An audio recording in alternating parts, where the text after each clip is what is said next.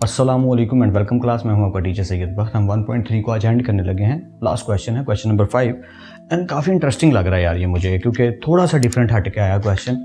Easy बहुत है। करना क्या है, जैसे स्टेटमेंट से शुरू करते हैं बात को।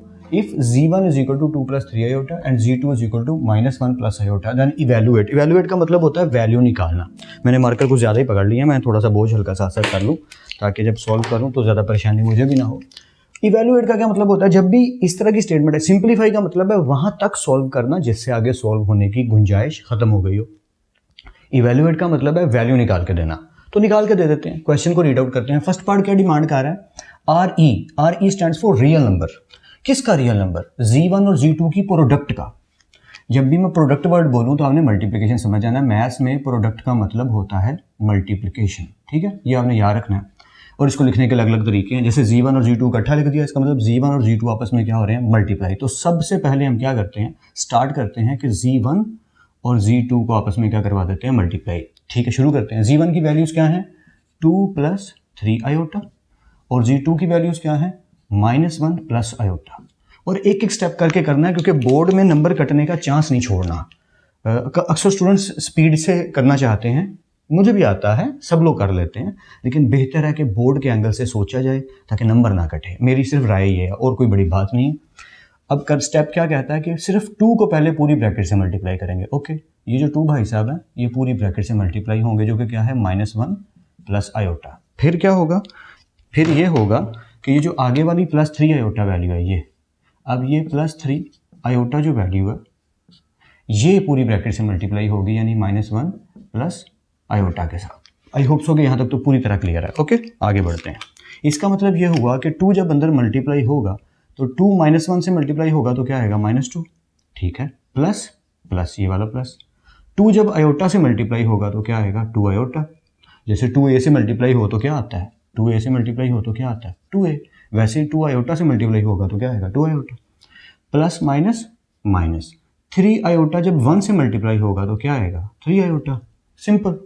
उसके बाद प्लस प्लस प्लस 3, इसके साथ कुछ नहीं है तो 3 आयोटा आयोटा का स्केयर। ये भी वैसे ही है कि अगर मान लो लिखा हो 2a से मल्टीप्लाई हो तो 2 तो 2 ही रहेगा, लेकिन a का क्या हो जाएगा, स्केयर। और ये सिर्फ समझने के लिए है ताकि आपके माइंड में ये बातें रहें, क्योंकि क्वेश्चंस करते हुए this is very important to memorise and remember these things. आगे बढ़ते हैं। अब सिंपल वैल्यू है -2 प्लस 2 आयोटा। अभी मैं इसको सॉल्व नहीं कर रहा। -3 आयोटा, इसे भी सॉल्व नहीं कर रहा, +3। और आपको पता है आयोटा स्केयर की जगह पे हमें आदत है रेड से, तो मैं रेड से लिख देता हूँ कि आयोटा स्केयर की जगह पे आएगा -1। ये आयोटा स्केयर की जगह आ गया -1। बाकी क्वेश्चन एज इट इज़ है, किसी चीज़ को नहीं छेड़ा। ठीक है, आगे बढ़ते हैं। -2 plus 2 iota -3 iota plus minus minus 3 1 3। यहाँ तक हम पहुँच गए, कोई स्टेप नहीं छोड़ा, अल्हम्दुलिल्लाह सारे स्टेप पूरे हम कर रहे हैं। आगे बढ़ते हैं। अब सिंपल वैल्यूज़ को पहले लिख लो, यानी रियल वैल्यूज़ को। -2 आयोटा के बिना वाली और -3।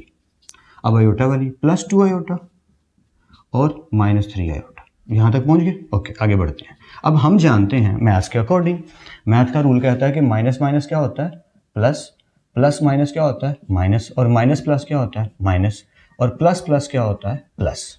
लेकिन एक बात और मैथ्स कहता है, वो क्या, कि अगर 2 वैल्यूज़ माइनस में हैं तो होगा तो प्लस ही, 2 और 2 4 ही आएंगे, लेकिन साइन साथ आएगा माइनस का, और ये बात आपने नहीं बोलनी। ओके, सो -2 और -3 क्या बन गए, -5। समझ गए ना, दोनों माइनस है तो माइनस माइनस प्लस, लेकिन 3 और 2 5, और साथ साइन कौन सा आएगा, माइनस का। अब यहाँ देखिए दोनों आयोटा हैं तो इसका मतलब आंसर आयोटा में आएगा। 2 बढ़ा के 3, सर 3 बढ़ा, 3 के साथ क्या लिखा है, माइनस माइनस। 3 में से 2 गए, कितने बचे, 1 आयोटा, तो 1 लिखने की जरूरत नहीं, बस आयोटा लिख दिया। फाइनल आंसर आ गया। ऑफ कोर्स ये z1 और z2 का फाइनल आंसर आ गया, पर ये उसने डिमांड नहीं किया। उसने डिमांड किया है इनका जो फाइनल आंसर आया है, real part of this part, इसमें से रियल पार्ट बताओ क्या है। तो आप बता देंगे कि इसके अंदर आयोटा के बिना वाली वैल्यू क्या है, -5, तो बस -5 इसका आंसर आ गया। मार्कर गिर गया, बट इट्स ओके। यहाँ तक समझ आ गई। I will pick it up, don't worry. आगे बढ़ते हैं। नेक्स्ट पार्ट को अगर आप गौर से देखो, पूरी डाल के देखो, स्टॉक करके देखो, तो z1 z2 इधर भी मल्टीप्लाई थे, इधर भी मल्टीप्लाई थे। तो क्योंकि मैं टीचर हूँ, खड़ूस हूँ, थोड़ा फ़ायदा उठा सकता हूँ, तो ये जितने पार्ट स्टेप हैं, स्टेप 1 से लेके सारे स्टेप्स यहाँ तक, सॉरी यहाँ तक नहीं, यहाँ तक सारे स्टेप्स सेम है, कुछ भी चेंज नहीं है। क्यों भला, क्योंकि इधर भी पहले क्या करना है, z1 Z2 को आपस में क्या करवाना है, मल्टीप्लाई, और फाइनली हमने यहाँ तक पहुँचना है। तो मैं फ़ायदा उठाता हूँ वाइट बोर्ड का भी और टीचर होने का भी। मार्कर गिरी जा रहे हैं, बट इट्स ओके, हम जल्दी से कवर अप करते हैं कि Z1 और Z2 को मल्टीप्लाई करके मान लो हम यहाँ तक पहुँच गए। Z1 और Z2 का आंसर क्या है, -5 माइनस आयोटा। तो फिर इस पार्ट में चेंजिंग क्या है, इस पार्ट में चेंजिंग ये है कि वो कह रहा है जब इसका आंसर आ जाए तो इसका इमेजिनरी पार्ट लिखो। जैसे मैंने यहाँ पे बताया था कि जब इसका फाइनल आंसर आएगा तो हम लिखेंगे इमेजिनरी किसका, उसने IM लिखा, मैं भी IM में लिखता हूँ कि इसके अंदर इमेजिनरी क्या है, -5 और माइनस आयोटा में। आप बताइए, इधर रियल पार्ट लिखना था, उधर इमेजिनरी बताना है, तो बता देते हैं। उसके हिसाब से इमेजिनरी पार्ट जो आयोटा वाली वैल्यू है, सर वो तो माइनस आयोटा है, हाँ जी बिल्कुल ठीक है, ये आपका फाइनल आंसर है। तो मैंने टीचर होने का खूब फ़ायदा उठा लिया, बोर्ड खाली छोड़ दिया ताकि आप खुद ही भर लें। पार्ट ये वाला आए बोर्ड में, वो वाला आए, नोट्स बना रहे हैं, रफ कर रहे हैं, कंप्लीट करना है, कुछ नहीं छोड़ना, क्योंकि पेपर्स देने हैं आपने और आपको प्रैक्टिस की ज़रूरत है और ज़्यादा लिखने की ज़रूरत है। और मैथ्स जितना ज़्यादा लिखा जाता है उतना ही कड़ के, जैसे वो बनता है ना खोया, दूध को काढ़ी जाते हैं ना, काटते काटते वो खोया बन जाता है। वैसे ही देसी घी के लिए भी हमें मक्खन निकाल कर उसे पकाना पड़ता है ताकि देसी घी अलग हो सके। There are so many examples. भट्टी की भी एग्जांपल दी जा सकती है कि मट्टी को, कच्ची मट्टी को धूप लगवा के एक पक्का हल्का सा करके झोंक दिया जाता है, ठीक है, उस बड़े से मर्तबान टाइप शक्ल के अंदर जिसको हम ईंटों की भट्टी कहते हैं, और वो पक के जान निकल के फिर ईंट बनती है, मजबूत बनती है। तो मैथ्स में भी आप प्रैक्टिस जितनी करोगे उतना ज़्यादा इंप्रूव करते चले जाओगे।